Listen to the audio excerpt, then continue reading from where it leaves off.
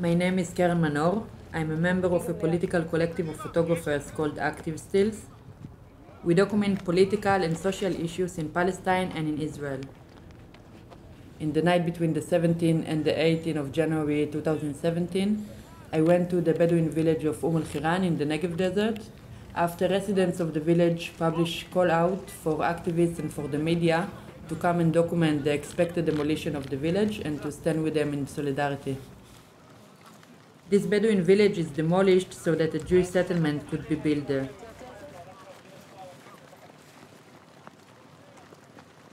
Around 5-something in the morning, I see a huge amount of lights of police car and police that start to run into the village like it was a war zone.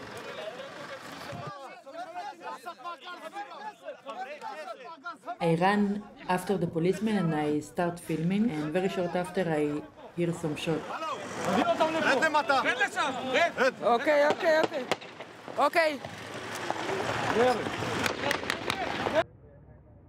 I realized it's live shooting, but I still don't understand what's going on.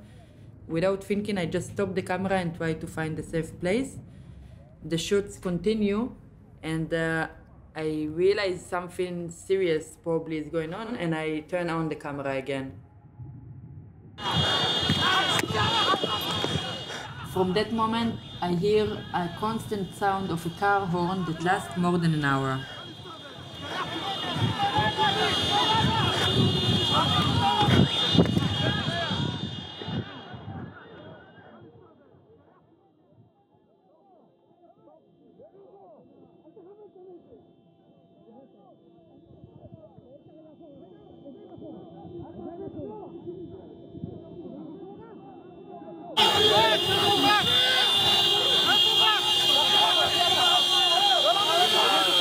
מישהו, בני זונות. סופרת שלוש. אחת. אתה מכוון על תוריד את הנגד, די. אחורה, פעם, זה כלום. אחורה. אחורה. בסדר, בסדר. אאו. הנה, רם כוח. תוריד את הנגד. פאק אוף.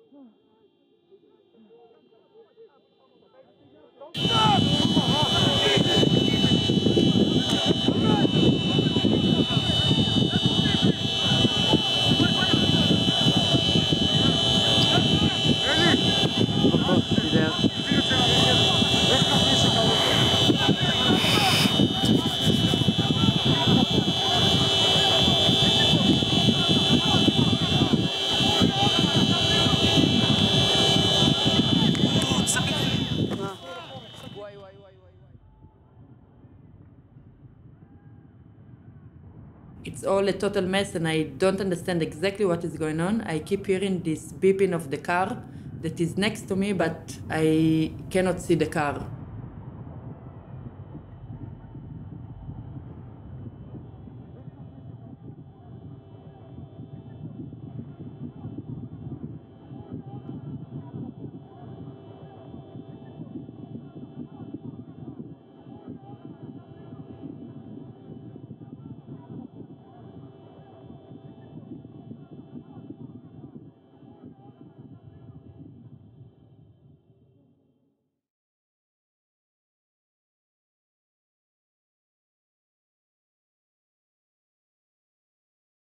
The next morning it was reported that 2 people had been killed in a raid, a Palestinian Bedouin man, Ya'qub Musa Abu el-Qiyan, and an Israeli policeman, Erez Levy.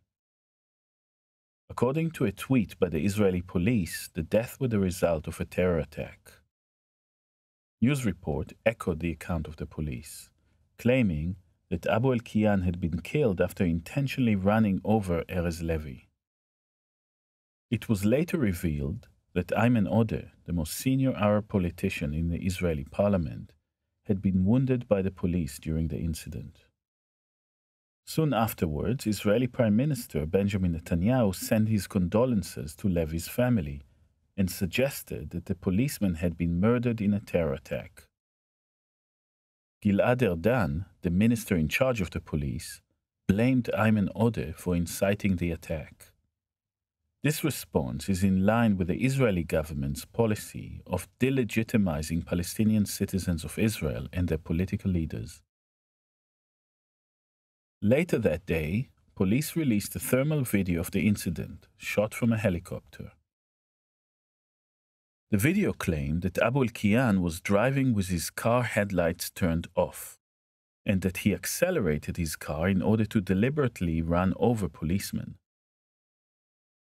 We decided to conduct an urgent investigation together with active stills and the residents of חיראן, starting with this thermal video footage. Thermal imaging displays variations in heat rather than visible light.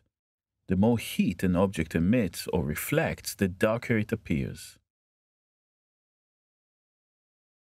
These are people. These are trees. This is Abu al-Qiyan's vehicle. Here we can see a gunshot made visible by a cloud of hot air. The thermal video captured the incident visually but has no sound from the scene, while Qian Manor footage, on the other hand, contains audio but little visual information. We combine the image from one source with the sound from the other to reveal critical information.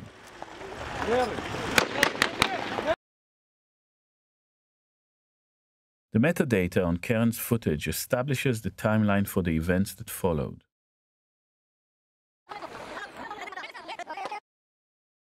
The sound of 4 gunshots matches with the heat clouds visible in the thermal image.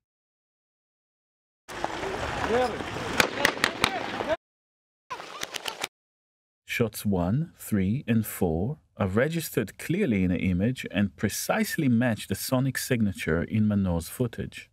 Shot number 2 either takes place off camera or was fired between frames and therefore not captured by the thermal camera.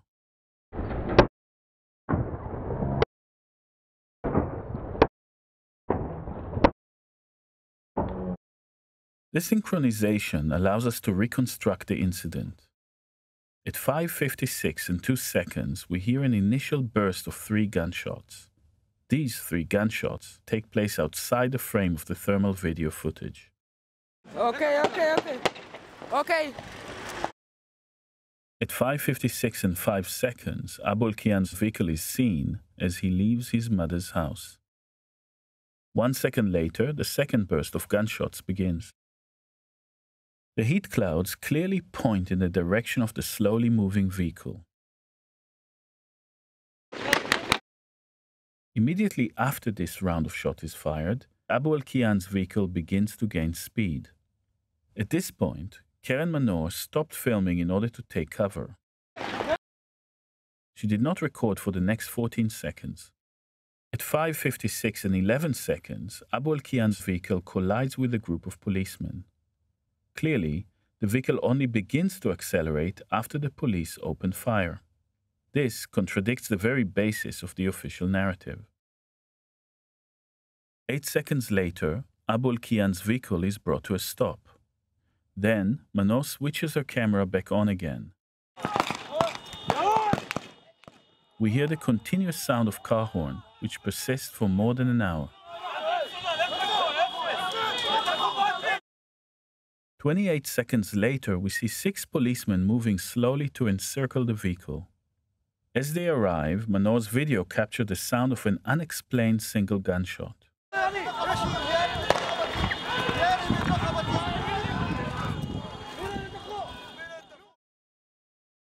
We publish our preliminary investigation the following day through the online magazine 972. When Ayman Odeh shared this report on Twitter, the Israeli police replied, calling our analysis manipulative and a distortion of evidence. They insisted the incident was a terror attack. One revelation led to another, and the following day, parts of Abu al-Qiyan's autopsy report were leaked.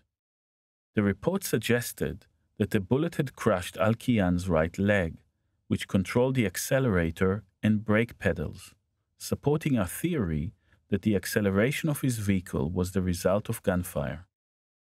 The second bullet had hit Al-Qiyan's chest and led to his death from loss of blood.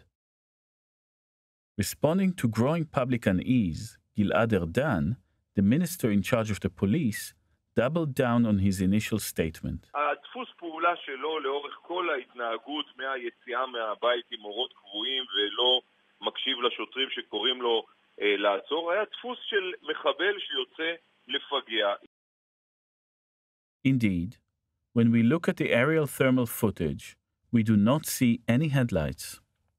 In fact, however, a thermal camera primarily captures heat, and as a result would not capture whether the headlights were on or off. In search of an answer, we took a closer look at the videos captured on the ground that night. One of these videos was a short clip used in a broadcast by Al Jazeera Arabic. فأطلقت الشرطة النار عليه بزعم محاولته تنفيذ. Looking closely, we spotted in the background a vehicle that we suspected would be that of Abu al-Qiyan. Behind the narration, we could hear the same burst of gunshots that we had previously identified in Manor's footage.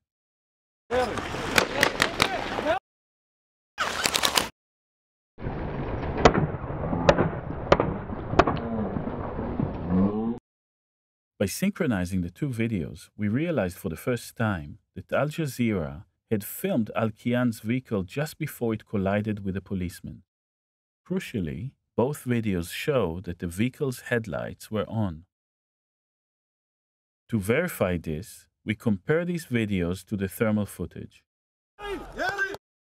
At 5:56 and 8 seconds, four figures are clearly visible in the Al Jazeera footage.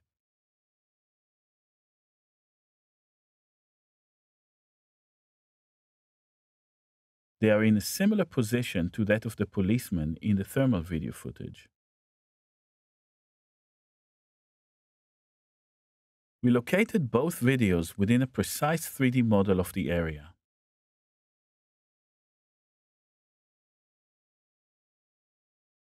By establishing the relative position of the two cameras, we can see that the figures are aligned in both videos, confirming that this is Abu al-Qiyan's vehicle.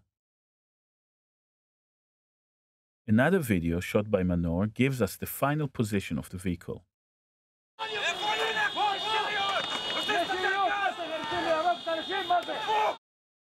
The bright light that blinds the camera at 5:56 and 38 seconds is from the headlights of Abu al-Qiyan's vehicle. Not only are they on, but they appear to be on full beam.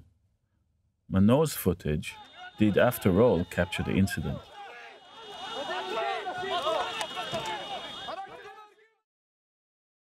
We released this report on February 1st, 2017, and it was picked up by the media. On February 22nd, Erdan retracted his initial statement and suggested the incident could have been a police blunder. He would later revert to a more ambiguous position. On March 6th, Israel Minister for Agriculture became the first politician to issue an apology. With the official narrative in ruins, we could have ended our investigation, but we wanted to understand better what had happened in the moments leading to Abu al-Qiyan's death. We didn't have access to al-Qiyan's vehicle, so we reconstructed a precise 3D model of it from photographs taken at the scene.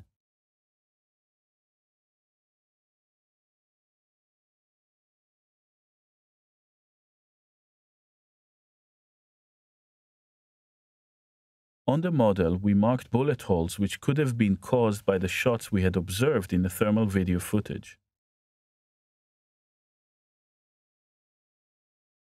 On March 23rd, we returned to Xiראן to reenact the incident exactly where it had occurred. In doing so, we collaborated with residents of the village and other witnesses, including Ayman Ode.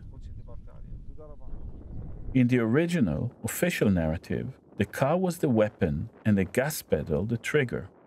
We wanted to test whether the gas pedal had to be pressed down for the vehicle to accelerate the way it did.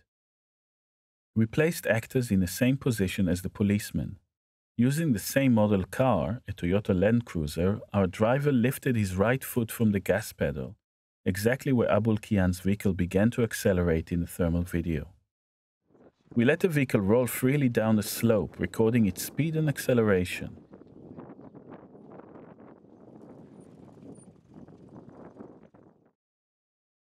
Comparing this to the police thermal video, we can confirm it accelerated at a similar rate and moved at the same speed.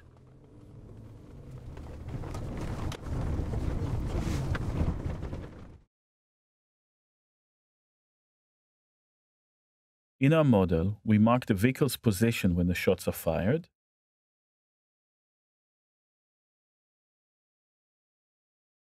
at the moment of impact with the policeman,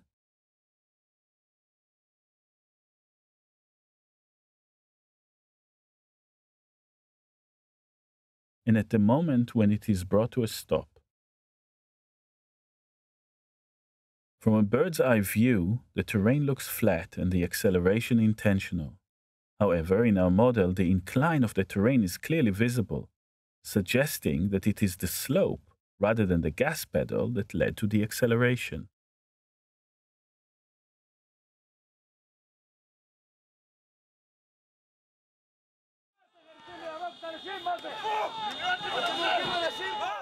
The leaked autopsy report stated that Abu Qian bled to death over 20 minutes after he was shot.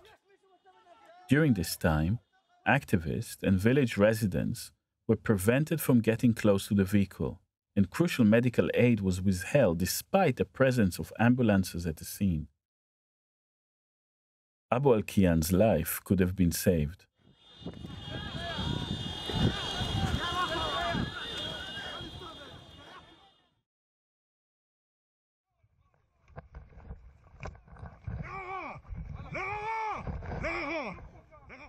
In November 2018, we were commissioned by the Public Committee Against Torture, an NGO acting for the residents of the village and Aeyman Odeh, in a legal action against the police.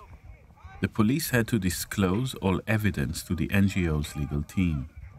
These new materials included footage recorded by the body cam worn by policeman NG, footage recorded by a handheld camera carried by policeman DT, an extended 30 minutes version of the original thermal video recorded from a police helicopter, and recordings of 3 police radio channels.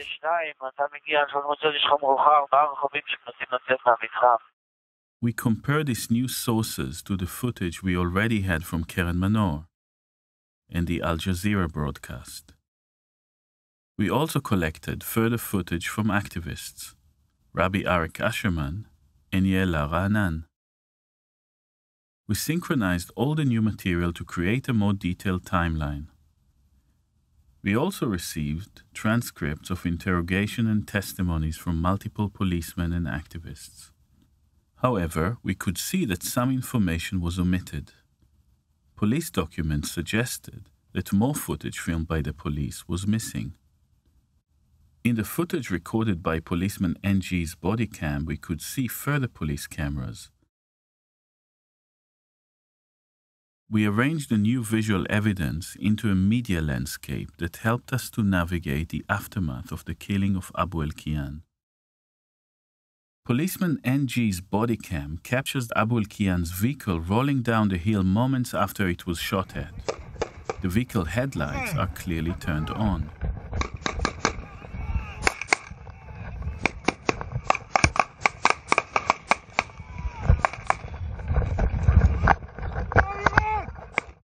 We initially suspected that Abu Qian might have been shot again at close range after his car had come to a stop. However, NG's body cam footage suggests that this is unlikely.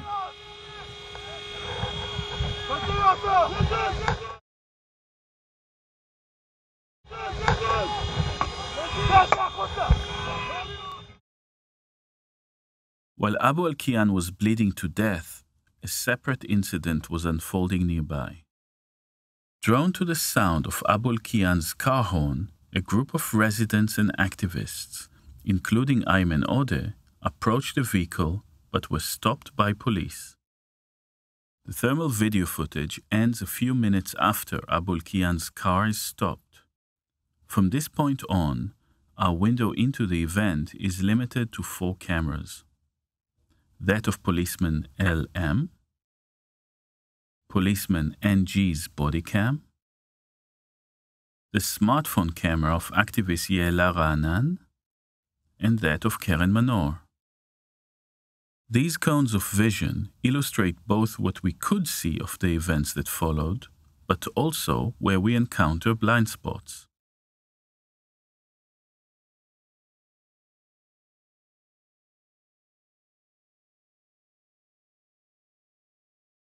Here, Ayman Ode describes the events that followed.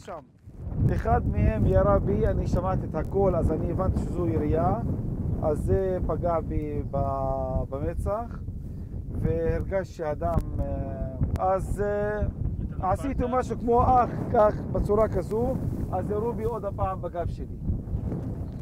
ופה נפלתי. במקום הזה נפלתי. We see this moment in Manor's footage. קודם פידבר בעצפור, אוקיי. אני שופך לך מים על הפרצוף. A photograph from later that day shows Ode holding a sponge bullet, which he said was the type of bullet that hit him. However, the police cast doubt on Ode's claim. לא ברור בכלל ממה הפציעה, ייתכן שהיא בכלל מהאבנים של המפגינים עצמם. To try to understand what happened, we return to Manor's footage. Shortly after 6 a.m., policeman EM sprays 5 people with pepper spray. The first is Yaela Ra'anan. Her camera drops towards the ground at the moment she is sprayed.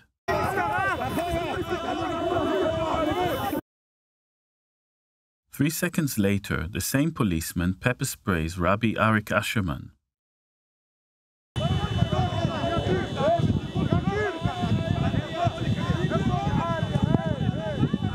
Followed by the activists Michal Haramati and Mahmoud Abu Saleh. Immediately afterwards, Ode is also pepper sprayed at point-blank range.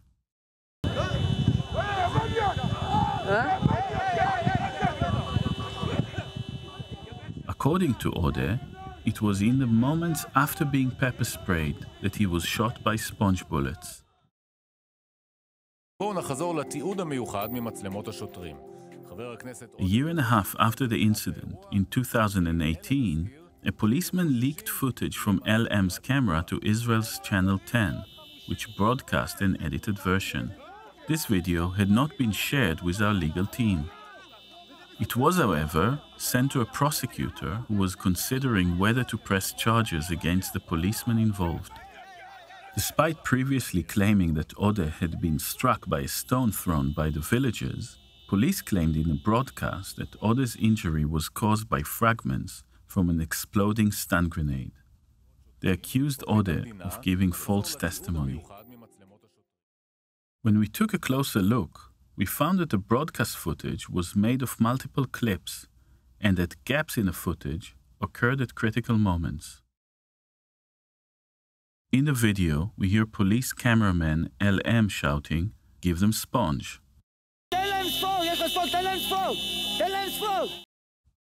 The broadcast claimed that no shots were actually fired after this moment, but the film cuts out 2 seconds later. A 47-second gap in the footage follows, and significantly, it is within this time frame that Ode claims he was struck by sponge bullets. When the footage returns, we see police throwing a stun grenade at Ode. 3 months after the Channel 10 broadcast, the prosecutor closed the investigation against the policeman involved. This video might have contributed to that decision. We tried to fill the gaps in the Channel 10 video with synchronized footage from the other cameras on the scene. Using Ra'anan's footage, we locate the policemen relative to the activists and Ode. Two policemen can be seen holding sponge bullet launchers, and policeman EM is seen holding a tear gas launcher. This is Abu al-Qiyan's vehicle, where he is bleeding to death. This is police cameraman LM. This is Yaela Ra'anan, and this is Ayman Ode. In NG's footage, we can see him loading his launcher.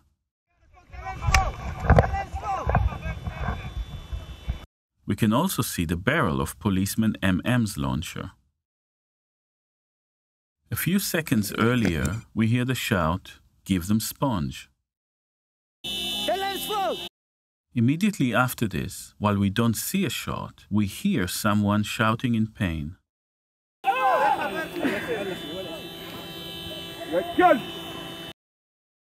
Curiously, of all the transcripts of police testimony we received, only one page was missing.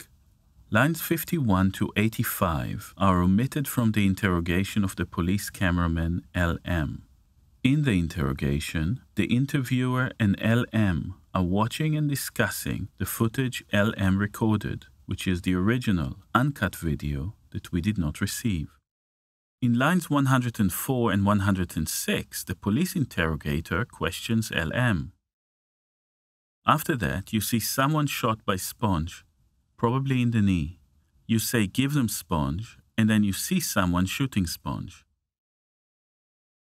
A medical report from shortly after the incident gives further support to Oda's testimony. It states that the injuries Oda sustained are consistent with impact damage from a sponge bullet. We also know that police were shooting sponge bullets on other occasions throughout the morning. Approximately 3.5 minutes after Oda was hit, a police body cam captures the light from Manor's camera in the distance. We see a policeman carrying a sponge bullet launcher, assuming a shooting position. Manor is directly in the policeman's line of fire. She is standing next to the cameraman from Al Jazeera. At 6:11 and 30 seconds, the sound of a shot is captured by both Manor's camera and that of policeman NG. וואו! כמעט תוריד לי את הרגל עכשיו. פגע בך? שיט. זה ממש שפשף לי את הרגל. בוא הצידה למטה. The incident that began with a dead-of-night raid on the village of חיראן became host to many more violations. It led to the killing of Abu al-Qiyan, to assaults against residents, activists and politicians, and the subsequent manipulation of evidence, including failing to share critical media, leaking and manipulatively editing video evidence, and targeting civilians holding cameras. To date, no policeman has been charged for the violence in חיראן. The shooting of Abu al-Qiyan was justified as a split-second decision taken legitimately by the policemen involved. But instinct is culturally and politically produced, and the victims of police violence in Israel are disproportionately Palestinian. In this way, a long history of separation and marginalization is condensed into a split second.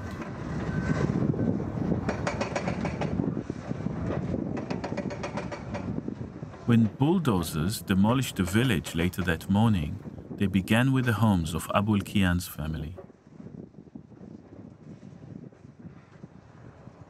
The story of the demolition of חיראן is not unique.